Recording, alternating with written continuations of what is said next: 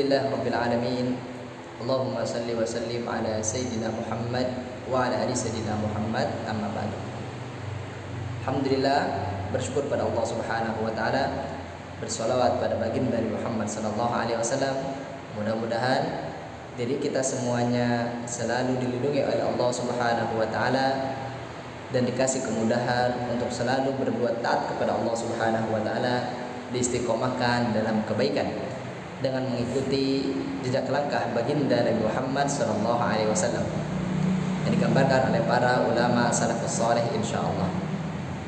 Sahabatku yang kucintai karena Allah Subhanahu wa taala, insyaallah pada sore hari ini di tempat yang mulia ini Majelis Al-Hubaba ingin mengadakan kajian tentang fikih, kajian peraturan kehidupan yang sangat harus kita lakukan di dalam sehari-hari. Karena salah satu tujuan Majelis Al-Hubaba dibuat adalah ingin mengembalikan citra pola pikir para ulama salafus saleh yang mustaqim, yang istiqamah, yang dianggap atau yang terhimpun dari 4 madhab, yaitu Al-Imam Abu Hanifah radhiyallahu anhu, Al-Imam Malik radhiyallahu anhu, Imam Syafi'i radhiyallahu anhu, dan Imam Ahmad bin Hanbal radhiyallahu anhu. Niatan kita membangun Majelis Al-Hubaba ini adalah menghidupkan pola pikir para ulama yang istiqamah, yang terjaga, yang dijaga oleh Allah Subhanahu wa taala di dalam kehidupan kita. Karena mungkin kita sering melihat sekarang dengan mata kita, bahkan kita sering mendengar atau mengetahui banyak sekali di antara diri kita yang mulai meninggalkan pemikiran para ulama. Banyak sekali yang meninggalkan cara hidup para ulama yang saleh ini. Sehingga kehidupan diri kita tidak ada aturan yang menjadi pondasi. Tidak ada aturan yang menjadi rujukan atau pegangan di dalam kehidupan. Sehingga hanya semau diri kita, sekeinginan diri kita. Kita bisa lihat bersama sahabat yang dimuliakan oleh Allah Subhanahu wa taala, para orang tua, para anak-anak muda yang menyaksikan acara ini atau yang hadir di tempat ini, yang mendengarkan ini, kita bisa melihat di sekeliling kita, bahkan di keluarga kita atau di dalam diri kita pribadinya, terutama dalam diri kita.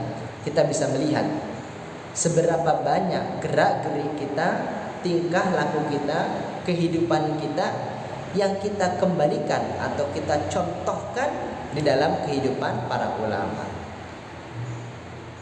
Kita bisa mengukurnya dan kita bisa mengetahuinya di dalam diri kita. Seberapa banyakkah diri kita bisa mengikuti para ulama di dalam kehidupan kita. Inilah salah satu tujuan Majelis Al-Hubaba dibuat bersama karena ingin mengembalikan pola pikir ulama yang mustaqim, yang saleh, para kekasih Allah Subhanahu wa taala di dalam diri kita, keluarga kita, sanak famili dan semuanya umat Nabi Muhammad sallallahu alaihi wasallam. Dan khususnya di majelis kita ingin berporos pada salah satu ulama, yaitu Imam Syafi'i radhiyallahu anhu. Walaupun nanti ada beberapa kita kembali ke a'immah yang lainnya, akan tetapi yang paling banyak insyaallah itu di madhab imam kita, yaitu Imam Syafi'i radhiyallahu anhu. Mudah-mudahan kita mendapat barokahnya, mudah-mudahan kita mendapat manfaatnya, mudah-mudahan kita mendapat ilmu yang berguna buat diri kita. Nah, insyaallah pada sore hari ini kita ingin mengambil kajian atau memulai kajian tentang fikih. Tentang fikih, apa sih itu fikih? Fikih adalah pemahaman di dalam melakukan agama. Pemahaman atau aturan yang harus kita kerjakan, yang harus kita pahami supaya kita bisa menjalankan ibadah kita dengan benar. Supaya kita bisa menjalankan rutinitas kedekatan seorang hamba kepada Allah Subhanahu wa taala dengan aturan yang benar. sebagaimana yang diajarkan oleh Rasulullah sallallahu alaihi wasallam. Kenapa? Karena ketika seorang hamba ingin mendekatkan dirinya kepada Allah Subhanahu wa taala dalam beribadah, harus mengikuti petunjuk dari Nabi Muhammad sallallahu alaihi wasallam. Harus mengikuti apa yang diperintah oleh Rasulullah sallallahu alaihi wasallam dan menjauhi apapun yang dilarang oleh Rasulullah sallallahu alaihi wasallam. Ketika seseorang tidak mengikuti aturan yang dibuat oleh Rasulullah sallallahu alaihi wasallam atau mengerjakan sesuatu yang dilarang oleh Rasulullah sallallahu alaihi wasallam, maka seseorang tersebut tidak akan bisa sampai kepada Allah Subhanahu wa taala. Karena apa? Karena pintu untuk menuju kepada Allah Subhanahu wa taala adalah Rasulullah sallallahu alaihi wasallam. Dengan sebab itulah kita semuanya ingin memasuki pintu yang dibuka oleh Rasulullah sallallahu alaihi wasallam supaya kita bisa memasuki dalam pintu ketaatan kepada Allah Subhanahu wa taala. Salah satunya yaitu dengan belajar ilmu fiqih, yaitu ilmu syariat, ilmu atau aturan yang harus kita gunakan di keseharian kita. Dari mulai kita bangun tidur sampai kita tidur kembali, untuk mengerjakan sholat kita, untuk mengerjakan puasa kita, untuk mengerjakan haji kita, untuk mengerjakan zakat kita, dan untuk mengerjakan ibadah-ibadah apapun yang kita lakukan untuk mendekatkan diri kepada Allah Subhanahu wa taala. Ibadah yang dikhususkan dari seorang hamba untuk menuju Allah Subhanahu wa taala, atau ibadah sesama antar manusia, muamalah bersama manusia, kehidupan dengan manusia, dengan keluarga, dengan orang tua, dengan anak, dengan istri, dan umat Nabi Muhammad SAW pada umumnya. Semuanya harus diatur atau sesuai dengan aturan yang digambarkan oleh Rasulullah SAW. Supaya apa? Supaya semuanya dianggap ibadah oleh Allah Subhanahu wa taala melalui pintu Rasulullah SAW. Ketika seseorang beribadah tanpa ilmu fiqih, tanpa mengetahui ilmu fiqih, maka ibadah tersebut pasti akan salah dan tidak akan terjadi. Kenapa? Karena tidak mungkin seseorang bisa beribadah tanpa mengetahui ilmunya, tanpa mengetahui aturan-aturan di dalam peribadahan. Kita bisa mengambil contoh sahabatku yang kemuliakan karena Allah Subhanahu wa taala, yang kucintai karena Allah Subhanahu wa taala, yang hadir di sini, yang menyaksikan acara ini. Kita lihat, apabila kita bukan seorang dokter bedah mungkin melakukan operasi, kita tidak tahu ilmunya, kita tidak pernah belajar bagaimana yang akan terjadi pada diri kita ketika kita melakukan amaliyah operasi kepada seseorang. Kita bisa bayangkan apa yang akan terjadi ketika kita melakukan hal-hal tersebut. Nasallallahu al-afiyah, yang terjadi adalah di luar dugaan kita, bisa membahayakan diri kita dan orang lain. Itu untuk urusan duniawi. Bagaimana dengan urusan akhirat kita? Bagaimana dengan urusan ibadah kita, pendekatan diri kita kepada Allah Subhanahu wa taala apabila tidak didasari dengan ilmu, tidak didasari dengan pengetahuan, tidak didasari dengan aturan atau larangan yang digambarkan oleh Rasulullah SAW, maka hasilnya pun akan berbahaya buat diri kita pribadi dan mungkin bisa menyebar kepada orang lain. Itulah sebabnya kami dari Majelis Al-Hubaba ingin membuka kajian fikih di setiap sore ini, insyaallah, supaya kehidupan di dalam beribadah kita, pendekatan diri kita kepada Allah Subhanahu wa taala itu semakin terarah sebagaimana yang diajarkan oleh para ulama, para salafus saleh. Bagaimana caranya kita mengetahui perintah atau larangan yang digambarkan oleh Rasulullah SAW, sedangkan kita tidak pernah melihat Rasulullah SAW, sedangkan kita tidak pernah mendengar Rasulullah SAW. Betul, memang kita tidak pernah melihat Rasulullah SAW, memang kita tidak pernah mendengar Rasulullah SAW, akan tetapi ada pewaris-pewaris Rasulullah sallallahu alaihi wasallam. Ada yang meneruskan cara berdakwah Rasulullah sallallahu alaihi wasallam, yaitu para ulama, para salafus saleh. Yang dimulai dari para sahabat radhiyallahu anhu, para sahabatnya Rasulullah sallallahu alaihi wasallam, dilanjutkan lagi kepada tabi'in, tabi'in hingga kepada diri kita. Sehingga seakan-akan kita bisa melihat cara ibadah Rasulullah sallallahu alaihi wasallam. Kita bisa mengetahui apa yang diperintah oleh Rasulullah sallallahu alaihi wasallam dan apa yang dilarang oleh Rasulullah sallallahu alaihi wasallam. Sehingga kita semuanya bisa melakukan, bisa mengamalkan pendekatan diri kita kepada Allah Subhanahu wa taala sebagaimana yang Rasulullah sallallahu alaihi wasallam ajarkan.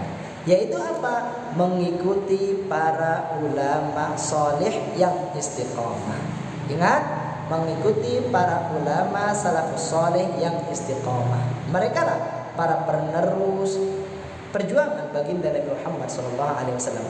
Mereka lah para pejuang-pejuang yang menebarkan dakwah sebagaimana yang Rasulullah sallallahu alaihi wasallam ajarkan kepada diri kita. Sehingga ketika kita Masya Allah, syukuran, repot-repot ya Ustaz. Ketika Masya Allah ya, ada Ustaz Rasyidin, Masya Allah. Ketika kita bisa mengikuti para ulama, mencontoh para ulama salafus saleh yang istiqamah, maka kita mengikuti Rasulullah sallallahu alaihi wasallam. Kita pun menjalankan apa yang diperintah oleh Rasulullah sallallahu alaihi wasallam dan meninggalkan apapun yang dilarang oleh Rasulullah sallallahu alaihi wasallam. Disitulah keinginan Majelis Al-Hubabah mengembalikan diri kita kepada pola pikir para ulama yang merujuk atau yang kembali kepada jalan yang diajarkan oleh Rasulullah sallallahu alaihi wasallam. Mudah-mudahan diri kita, keluarga kita, sanak famili kita, anak-anak kita, orang tua kita, guru-guru kita, umat baginda Muhammad sallallahu alaihi wasallam bisa berkumpul bersama para ulama, para salafus saleh insyaallah.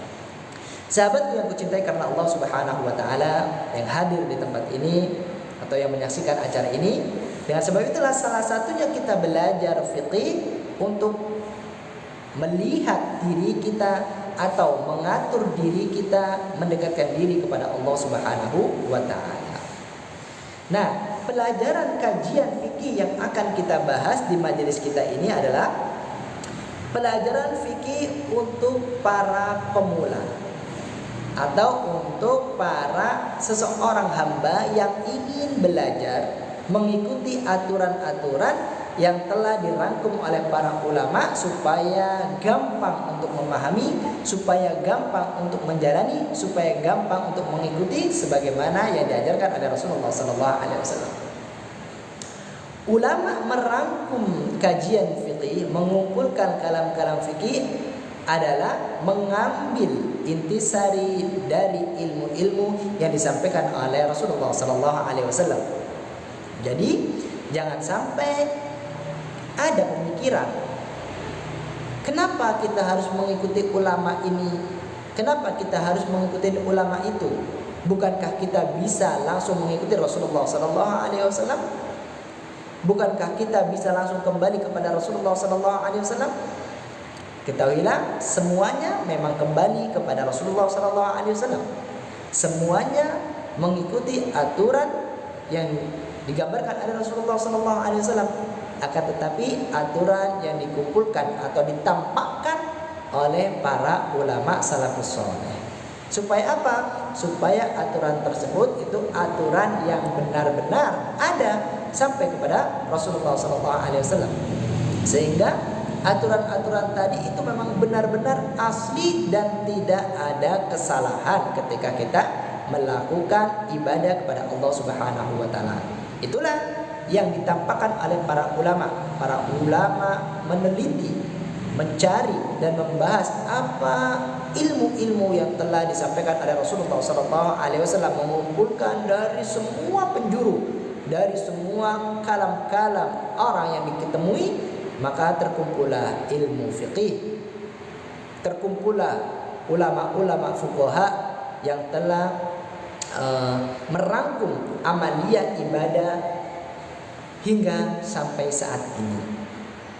Sangat banyak sekali ulama fikih yang mengumpulkan ilmu tentang fikih, mengumpulkan ilmu tentang pendekatan diri kepada Allah Subhanahu wa taala sesuai dengan aturan syariat yang digambarkan oleh Rasulullah sallallahu alaihi wasallam.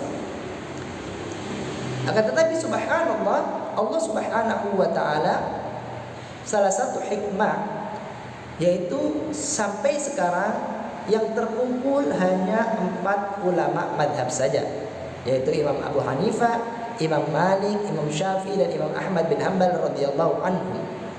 Yang hingga pada saat hari ini semua poros keilmuan fikih, semua aturan-aturan fikih itu kembali kepada mereka.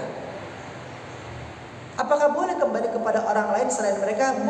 Boleh saja, ke siapapun boleh. Akan tetapi tidak diketahui benar atau tidaknya, asli atau tidaknya. Kecuali mereka sudah terkumpul, bahkan ulama dunia, manusia sedunia itu sudah sepakat bahwasanya mereka dan ilmu-ilmu mereka 4 mazhab sudah terbukti benarnya menurut penelitian-penelitian dan pencermatan ilmu di dalam pengumuman ilmu fikih.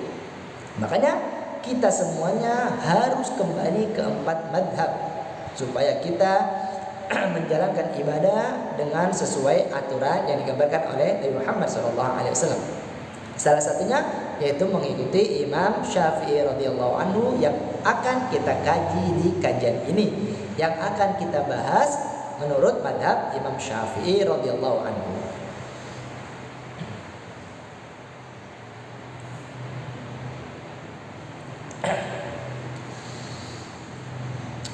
Akan tetapi yang akan kita bahas ini adalah kajian-kajian fikih yang pemula. Jadi kitab yang akan kita baca, kitab yang akan kita pelajari adalah kitab-kitab bagi pemula. Supaya apa? Supaya kita mudah memahami, supaya kita bisa mengamalkan dengan gampang insya Allah.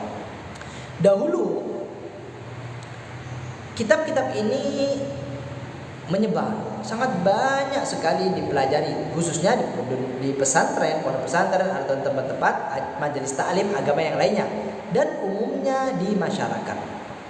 Akan tetapi sampai sekarang yang kita lihat, banyak di antara diri kita mulai meninggalkan pelajaran tersebut, mulai meninggalkan pelajaran-pelajaran yang sangat penting untuk pentashihan atau untuk penilaian aturan ibadah kita kepada Allah Subhanahu wa taala.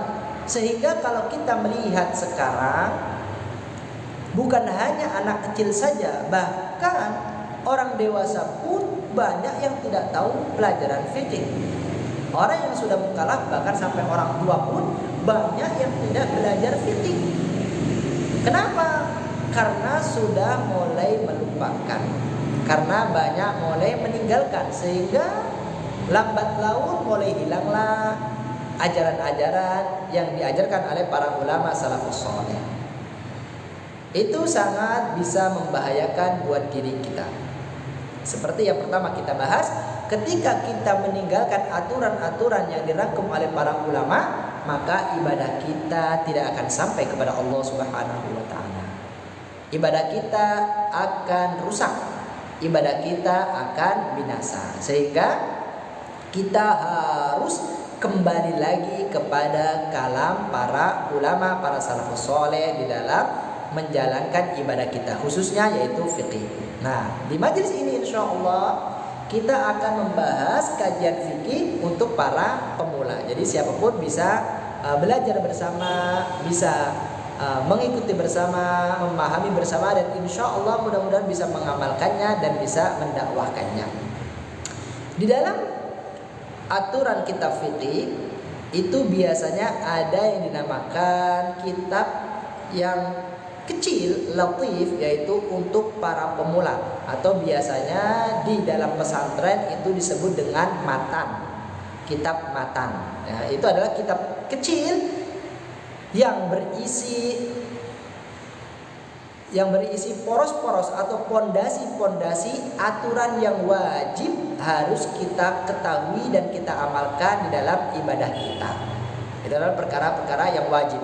Maka ketika kita akan melakukan ibadah, kita harus betul-betul paham dengan pondasi ilmu aturan yang ada atau aturan yang telah digambarkan oleh Rasulullah SAW. Yaitu adalah dengan belajar kitab matan fikih untuk pemula.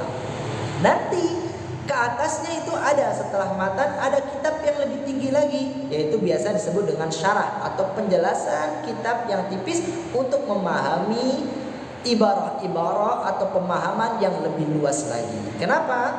Karena ilmu fikih itu sangat luas. Ilmu fikih itu sangat besar sehingga tidak ada berhentinya di dalam pemahaman ilmu fikih. Ilmu yang selalu besar hingga tanpa batas. Nah, di atasnya lagi nanti ada dengan hasyiah dan kitab seterusnya. Lebih besar lagi. Penjelasannya pun semakin banyak. Mudah-mudahan kita semuanya bisa memahami fikih, bisa mengamalkan fikih dan bisa mendakwakan fikih sebagaimana para ulama salafus saleh mendakwakan ilmu fikih. Buat kehidupan kita pribadi, kita pun ketika mau beribadah harus sesuai dengan fikih, harus sesuai dengan aturan yang benar-benar aman untuk mendekatkan diri kita kepada Allah Subhanahu wa taala. Kita akan membahas beberapa matan kitab fikih, kitab bagi pemula untuk memahami ilmu dasar-dasar di dalam ibadah kita. Ilmu dasar dalam menjalankan syariat pendekatan diri kita kepada Allah Subhanahu wa taala, yaitu dengan kitab yang ringkas, dengan kitab yang mungkin dibilang kecil. Akan tetapi ilmu dan manfaatnya itu sangat luas dan sangat bermanfaat buat diri kita. Insya Allah penjelasan kita pun tidak akan melebar atau berkepanjangan yang sangat banyak. Kita ingin membaca kitab yang kecil, kitab yang ringkas, supaya kita semuanya, bagi pemula atau yang sudah paham, insya Allah bisa untuk belajar bersama, bisa untuk memahami bersama, dan bisa untuk mengamalkan bersama. Dan jangan lupa kita harus saling nasihat menasihati. Apabila kita pribadi ada salah dalam penyampaian atau kurang dalam penyampaian, kita sangat berharap kepada yang hadir di sini, yang menyaksikan acara ini, siapapun itu, ayo nasihati kami, ayo tegur kami. Supaya apa? Supaya kita sama-sama menuju di dalam pencarian ilmu, dalam pemahaman ilmu yang benar. Mungkin kita pun salah dalam berucap, salah dalam memberi penjelasan, salah dalam hal ini dan itu, maka kami sangat berharap untuk dinasihati dan dibenarkan. Kita membuka siapapun yang menyaksikan majelis ini, ayo nasihati kami, kita sama-sama saling menasihati supaya mulia di hadapan Allah Subhanahu wa taala dan dibanggakan oleh Rasulullah sallallahu alaihi wasallam insyaallah. Kita akan membahas kitab yang ringkas, kecil, tapi maknanya sangat luas sekali. Insyaallah kita akan membahas beberapa kitab yang kecil-kecil dan akan kita baca sedikit demi sedikit dengan pemahaman yang ringkas, dengan pemahaman yang cukup bagi seorang pemula untuk belajar ilmu fikih. Insya Allah dalam kajian pertama kali ini kita akan menggunakan kitab fikih yang disebut dengan Al-Mabadi Al-Fiqhiyah. Nama kitabnya Al-Mabadi Al-Fiqhiyah. Mungkin yang sudah ada bisa dibuka, atau yang belum ada bisa beli atau cari di internet ya, bisa kita baca bersama, kita bisa belajar bersama, yaitu kitab Al-Mabadi Fiqhiyah. Pemula, bagi orang yang ingin belajar ilmu fikih. Kitab Al-Mabadi Fiqhiyah adalah kitab yang tipis. Kitabnya tipis. Itu dirangkum oleh Al-Ustadz Umar Abdul Jabbar. Ya, dirangkum oleh Ustadz Umar Abdul Jabbar, itu ada di Indonesia ya. Kitab ini dulu sangat banyak sekali dipelajari, diajarkan di pondok-pondok pesantren atau majelis taklim, bahkan di masyarakat umumnya. Banyak sekali kitab ini dipelajari. Boleh kita lihat mungkin di internet ada apa, kitabnya sangat tipis. Ada beberapa bagian. Ya, ada beberapa bagian 1, 2, 3 dan 4. Ada beberapa bagian kitab-kitab yang mendasar supaya kita bisa paham dengan ilmu fikih sebelum kita belajar kitab fikih yang mungkin lebih luas atau lebih besar lagi. Nah, di sini kita akan membaca kitab Al-Mabadi Fiqhiyah yang dirangkum oleh Ustadz Umar Abdul Jabbar, yaitu buat pemula, khususnya buat kita pribadi dan keluarga. Dan bagi yang sudah mengetahui ilmu fikih atau sudah paham ilmu fikih atau yang sudah paham, ayo sama-sama kita murojaah, ayo sama-sama kita pahami, ayo sama-sama kita saling menasihati di dalam kebaikan insyaallah.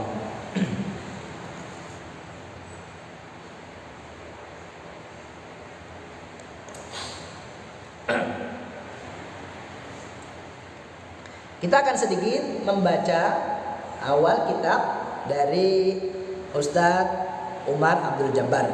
Bisa diperhatikan bersama-sama insyaallah. Mudah-mudahan dengan kitab yang kita pelajari, kita semuanya bisa menyempurnakan keilmuan kita, bisa memperbaiki keilmuan kita ketika kita beribadah kepada Allah Subhanahu wa taala, khususnya bagi para pemula.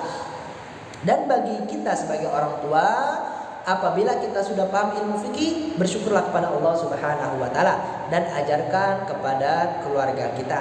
Tapi apabila kita belum, mungkin karena kita sibuk atau kita capek atau dengan urusan-urusan apapun, ayo sama-sama kita belajar bersama, ayo sama-sama kita memahami bersama, ayo sama-sama kita mengamalkan bersama. Dan ingatkan keluarganya, ingatkan sanak familinya supaya bisa belajar ilmu agama, supaya bisa memahami ilmu agama dengan baik dan benar. Kenapa? Karena itu adalah penyelamat kita di dunia sampai akhirat. Ketika kita tidak memahami ilmu fikih, tidak belajar ilmu fikih, maka kehancuran yang akan kita dapat, kebinasaan yang akan kita rasa di hadapan Allah Subhanahu wa taala. Bismillahirrahmanirrahim. Qala al-musannif rahimahullah wa nafa'na bihi wa bi'ulumihi fid dharain amin. Mudah-mudahan kita mendapat ilmu yang barokah, mudah-mudahan kita mendapat ilmu yang manfaat, ilmu yang menyebabkan diri kita bisa semakin dekat dengan Allah Subhanahu wa taala, masuk dalam cinta Allah Subhanahu wa taala dengan mengikuti jejak langkah baginda Nabi Muhammad sallallahu alaihi wasallam. Al-Mabadi Fiqhiyah ala madhab Imam Syafi'i radhiyallahu anhu bi kalamil Ustadz Umar Abdul Jabbar. Dalam kitab yang ringkas ini, ilmu keilmuan yang akan kita bahas adalah kembali kepada ilmu Imamuna Syafi'i radhiyallahu anhu.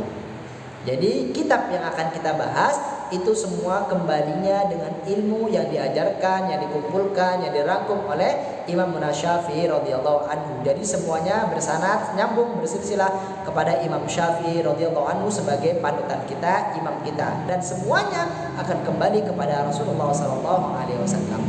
Nah, kita mengikuti Imam Syafi'i untuk mengikuti Rasulullah sallallahu alaihi wasallam. Jadi ingat, semua yang belajar fikih imam madhab arba'ah atau imam yang 4 itu adalah hakikatnya kembali kepada Rasulullah sallallahu alaihi wasallam, mengikuti Rasulullah sallallahu alaihi wasallam dan meninggalkan apapun yang dilarang oleh Rasulullah sallallahu alaihi wasallam menurut yang dipahami oleh para ulama, yang telah dirangkum oleh para ulama dan dijaga oleh para ulama, bukan menurut pemahaman kita pribadi. Takutnya kalau kita mengikuti Rasulullah sallallahu alaihi wasallam, kita mengambil ilmu kalam Rasulullah sallallahu alaihi wasallam, akan tetapi dengan akal pikiran kita sendiri, takut kita salah memahami atau salah mengambil makna yang di kalam oleh Rasulullah sallallahu alaihi wasallam, sehingga bisa berbahaya bagi diri kita. Lebih aman kita kembali kepada para ulama salafus saleh. Sehingga para ulama sebenarnya sepakat ketika seseorang kembali kepada imam yang 4, maka dia kategori ahlu sunnah wal jamaah, orang yang selamat.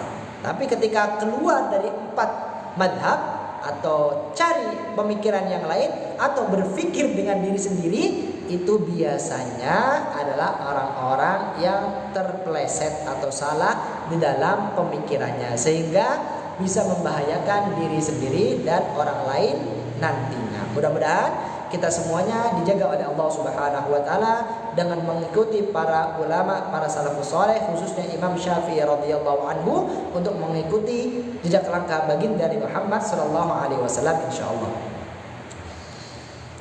Bismillahirrahmanirrahim. Dengan menyebut nama Allah Subhanahu wa taala, semua amalia, semua pekerjaan, semua gerak-gerik para ulama mengajarkan kepada diri kita untuk mendahulukan dengan mengucap lafaz Bismillahirrahmanirrahim. Apapun yang akan kita kerjakan, pekerjaan-pekerjaan yang mulia, pekerjaan-pekerjaan yang istimewa, pekerjaan-pekerjaan yang baik menurut syariat, maka kita harus mendahului dengan ucapan Bismillahirrahmanirrahim. Supaya apa? Para ulama menjelaskan dari kalam Rasulullah SAW, ketika seseorang melakukan pekerjaan atau memulai pekerjaan tanpa didahului oleh lafaz yang mulia yaitu Bismillahirrahmanirrahim, maka pekerjaan tersebut kurang barokah, kurang bermanfaat. Sehingga para ulama sepakat, apapun pekerjaan kita, apapun amalia kita, sekiranya pekerjaan itu baik dan bagus menurut pandangan syariat, maka sangat dianjurkan sekali dengan memulai lafaz Bismillahirrahmanirrahim. Inilah yang digambarkan oleh Ustadz Umar Abdul Jabbar. Mudah-mudahan kita mendapat keberkahan dari beliau. Alhamdulillahilladzi hadana li hada wa ma kunna linahtadiya laula an hadana Allah. Begitu pula beliau bertahmid kepada Allah Subhanahu wa taala, bersyukur kepada Allah Subhanahu wa taala dengan memulainya dengan lafaz alhamdulillah. Sama. Lafaz bismillah, lafaz alhamdulillah adalah pendahuluan setiap pekerjaan supaya lebih barokah, supaya lebih bermanfaat buat diri sendiri dan halayak ramai pada umumnya. Beliau menasihat kepada diri kita, alhamdulillahilladzi hadana li hada wa ma kunna linahtadiya laula an hadana Allah. Kata beliau, kita semuanya bersyukur kepada Allah Subhanahu wa taala, berterima kasih kepada Allah Subhanahu wa taala yang telah memberi hidayah taufik kepada diri kita, menyebabkan diri kita sadar akan kehambaan seorang hamba kepada Sang Pencipta, kepada Allah Subhanahu wa taala. Kenapa? Karena kalau kita semuanya yang hadir di sini, siapapun itu, kalau kita tidak dikasih hidayah oleh Allah, tidak dikasih taufik oleh Allah, mungkin kita tidak akan mau belajar. Mungkin kita akan menjauhi Allah Subhanahu wa taala dengan meninggalkan perintah Allah Subhanahu wa taala atau melakukan yang dilarang oleh Allah Subhanahu wa taala. Semuanya adalah taufik hidayah dari Allah Subhanahu wa taala. Pemberian anugerah yang sangat mulia dari Allah Subhanahu wa taala kepada hambanya yang dicintai. Makanya alhamdulillah sahabatku yang kucintai karena Allah Subhanahu wa taala, yang hadir di tempat ini, yang menyaksikan acara ini, kita bersyukur pada Allah. Ya Allah, alhamdulillah kita semuanya dikasih rahmat hidayah oleh Allah Subhanahu wa taala sehingga kita bisa belajar bersama, bisa memahami ilmu syariat bersama untuk mengamalkan, mensyiarkan, menggaungkan perintah Rasulullah SAW. Insya Allah mudah-mudahan kita berharap ilmu yang kita pelajari ilmu yang barokah buat diri kita pribadi dan semuanya insya Allah. Kalau kita tidak mendapat hidayah dari Allah Subhanahu wa taala, mungkin kita akan susah untuk belajar, akan malas untuk belajar. Walaupun kita mempunyai kesempatan yang banyak, walaupun kita bisa belajar dimanapun, kapanpun, akan tetapi ketika kita tidak dikasih kesempatan hidayah taufik dari Allah, maka akan berat sekali buat diri kita. Apapun itu, amal ibadah apapun itu, ketika seseorang tidak diberi hidayah, pasti akan berat sekali untuk melakukannya, akan susah sekali untuk melakukannya, bahkan tidak mampu untuk melaksanakannya. Banyak dan bisa dikoreksi kepada diri kita. Coba kita koreksi diri kita bersama, insya Allah. Kita koreksi bersama diri kita, kira-kira ibadah apa yang tidak kita lakukan, atau ibadah apa yang kita suka lupakan, atau bahkan ibadah-ibadah yang sangat gampang sekali kita pun berat untuk melakukannya. Coba kita koreksi diri kita bersama. Mungkin ketika salah satu ibadah yang susah kita lakukan, yang susah kita kerjakan, itu diri kita tidak mendapat hidayah taufik dari Allah Subhanahu wa taala, sehingga kita tidak akan bisa menjalankan ibadah tersebut. Bahkan sangat berat melakukan ibadah tersebut, walaupun waktu, tempat dan apapun semuanya bisa mungkin, tetapi kita tidak akan bisa melakukannya ketika kita tidak mendapat hidayah dan taufik dari Allah Subhanahu wa taala. Ada salah satu imam berkata, salafus saleh, ketika ditanya, kenapa saya kok susah sekali untuk bangun malam, untuk beribadah kepada Allah Subhanahu wa taala, untuk bermunajat kepada Allah Subhanahu wa taala, walaupun sebentar. Seorang imam ditanya seperti itu oleh muridnya. Kemudian imam tersebut menjelaskan, ketahuilah kenapa atau salah satu sebab kita tidak bisa bangun malam, atau kita bangun dan tidak bisa melakukan ibadah adalah salah satunya karena perbuatan dosa kita, karena perbuatan kesalahan kita yang belum kita istighfar atau belum kita taubat dan kembali kepada Allah Subhanahu wa taala. Jadi sehingga ketika seseorang berbuat dosa, seseorang bermaksiat kepada Allah Subhanahu wa taala dan belum bertobat, itu akan jauh dari rahmat dan taufik hidayah Allah Subhanahu wa taala. Ketika jauh dari hidayah Allah, maka pekerjaan amalia baik akan sangat susah dikerjakan dan bahkan bisa ditinggalkan, walaupun kita melihat waktu dan kesempatan itu ada peluangnya, tapi kita tidak akan bisa mengerjakannya. Kita bisa koreksi sama-sama, sahabatku yang kucintai karena Allah Subhanahu wa taala.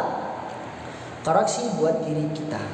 Kira-kira kita selalu dapat hidayah dari Allah Subhanahu wa taala atau enggak? Kira-kira kita selalu mendapat taufik perlindungan dari Allah atau enggak? Nah, kita koreksi bersama dan kita berharap dan husnudzan, ya Allah, mudah-mudahan kita semua selalu dijaga oleh Allah Subhanahu wa taala, diistiqomahkan oleh Allah Subhanahu wa taala, sehingga taufik dan hidayah ada di dalam sanubari kita. Kita pun mudah melakukan hal-hal yang baik, kita pun gampang melakukan hal-hal yang baik, dan dijauhkan dari segala kemaksiatan kepada Allah Subhanahu wa taala. Maka banyak berdoa dan husnudzan kepada Allah Subhanahu wa taala supaya kita semuanya mendapat taufik dan hidayah istiqamah dari Allah Subhanahu wa taala.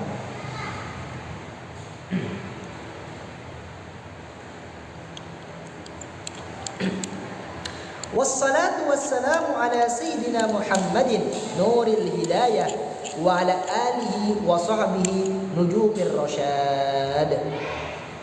Bersolawat dan salam kepada baginda Nabi Muhammad SAW, kepada keluarganya, kepada para sahabat radhiyallahu anhum, supaya dengan solawat yang kita baca kita semakin mendapat keberkahan dan perlindungan dari Allah Subhanahu wa taala.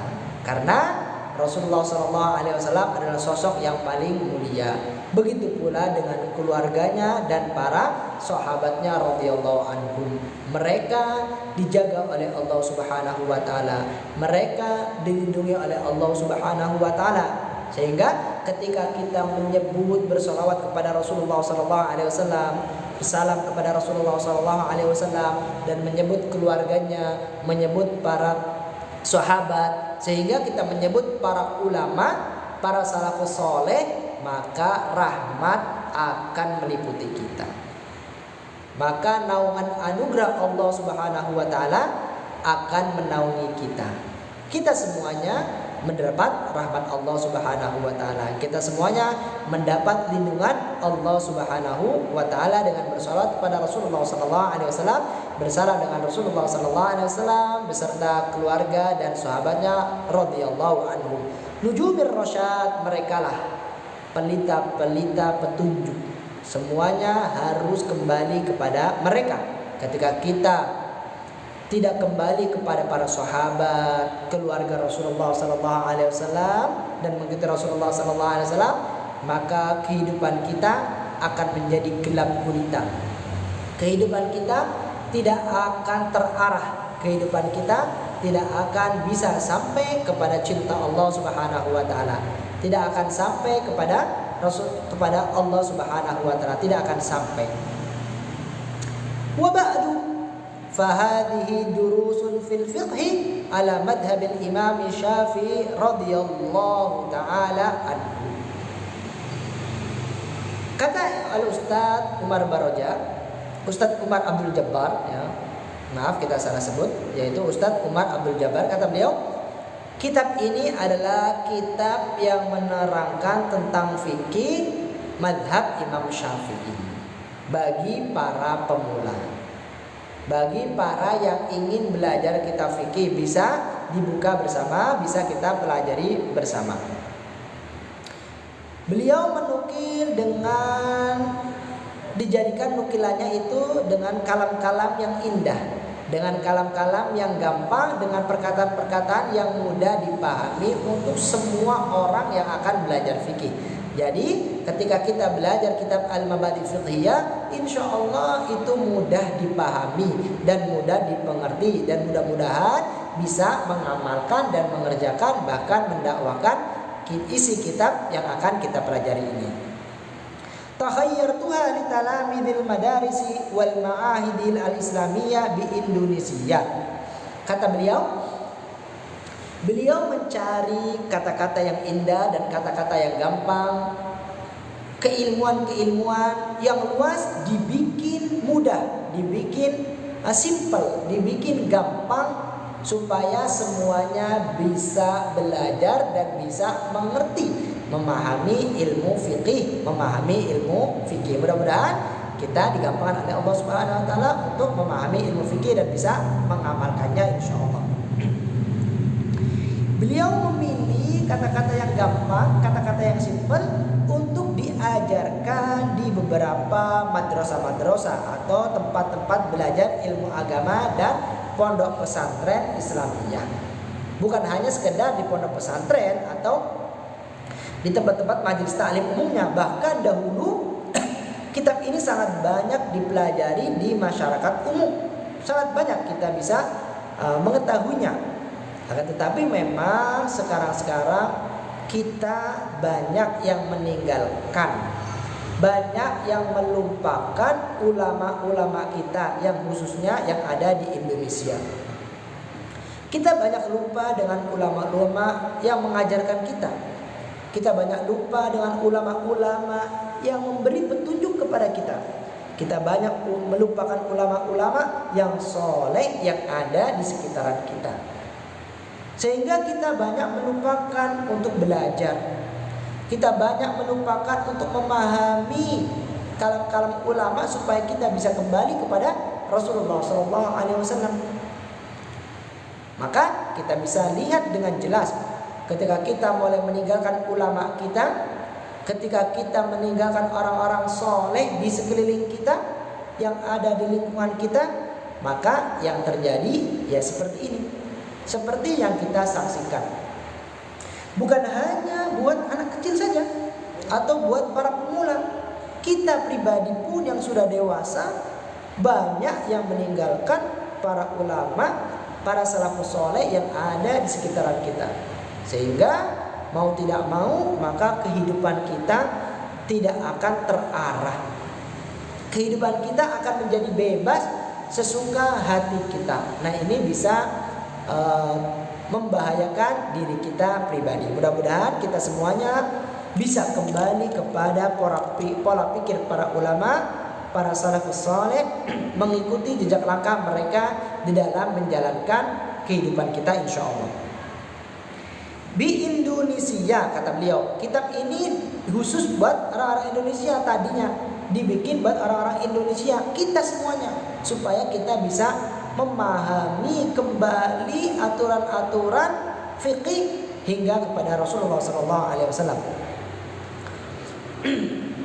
Waja'altuha fi arba'ati ajza mura'iyan fiha gharaizan nabita al-Indonesia wa muyulahum wa atwaru uqulihim. Kata beliau mencetak kitab ini, merangkum kitab ini menjadi 4 bagian. Dan dari 4 bagian ini adalah kitab-kitab yang dirangkum yang sangat cocok dan sesuai dengan kebutuhan kita yang ada di Indonesia, khususnya bagi kita yang mengikuti mazhab Imam Syafi'i radhiyallahu anhu.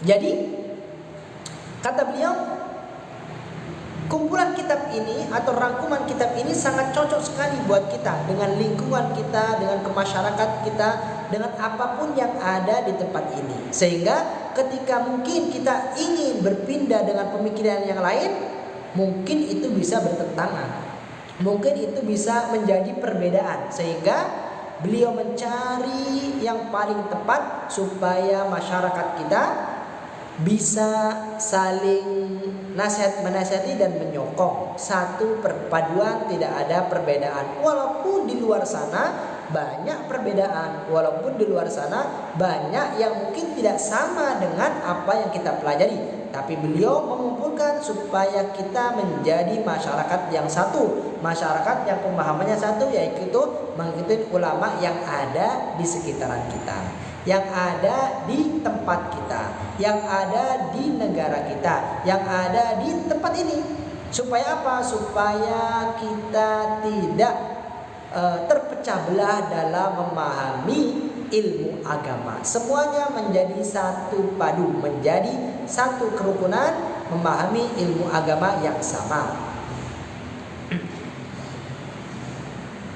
As'alullah an yuhaqqiqa ma aradtu in uridu illa al-islaha mastata'tu wa ma taufiqi illa billahi alaihi tawakkaltu wa ilaihi unib. Beliau berdoa kepada Allah Subhanahu wa taala, bermunajat kepada Allah Subhanahu wa taala, mendekatkan diri kepada Allah Subhanahu wa taala, berdoa, ya Allah, mudah-mudahan kitab yang beliau rangkum, kitab yang beliau nukil, kitab yang beliau jadikan ini bermanfaat buat kita semua.